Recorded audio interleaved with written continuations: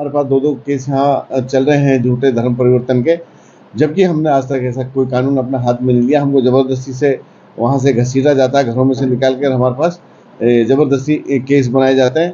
तो ऐसे अफसरों के खिलाफ भी कार्रवाई होनी चाहिए।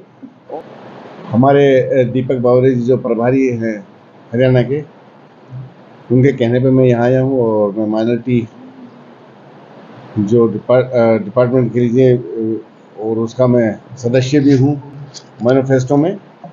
तो यहाँ जो हमारे सिख हैं, जैन हैं, मुस्लिम हैं और एक क्रिश्चियन और बौद्ध तो मेरे ख्याल से यहाँ नहीं है। अब ये 5 ही जो कम्युनिटी हैं जो माइनॉरिटी में आते हैं, उनकी काफ़ी समस्या हैं, उनको सुनने के लिए मैं यहाँ आया था। और उनकी क्या क्या समस्या हैं, किन किन समस्याओं को हम मैनिफेस्टो में रख सकते हैं, उनको लेकर के मैं यहाँ आया हूँ। और इनकी मैंने सारी बातें सुनी हैं, चारों समाजों की, तो इन्होंने अपनी अपनी बातें रखी हैं। बस सबसे ज़्यादा तो जो हमारे सिख समुदाय है,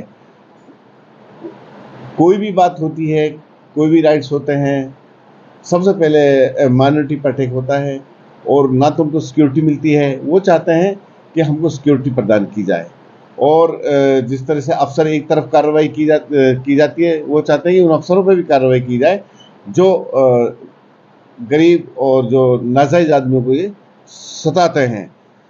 और ये भी चाहते हैं ये कि हमारे जो सच्चर कमेटी की रिपोर्ट थी उसको भी लागू किया जाए।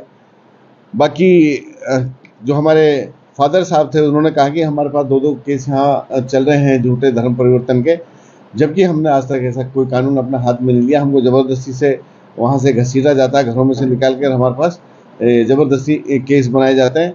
तो ऐसे अफसरों के खिलाफ भी कार्रवाई होनी चाहिए। और जो 2012-14 में कांग्रेस ने बिल पास किए थे गुरुद्वारों के, उनको भी लागू किया जाए, क्योंकि गुरुद्वारों में जो कमेटी है वो कहते हैं कि गैर सरदार हैं, उनमें भी सरदार नहीं है।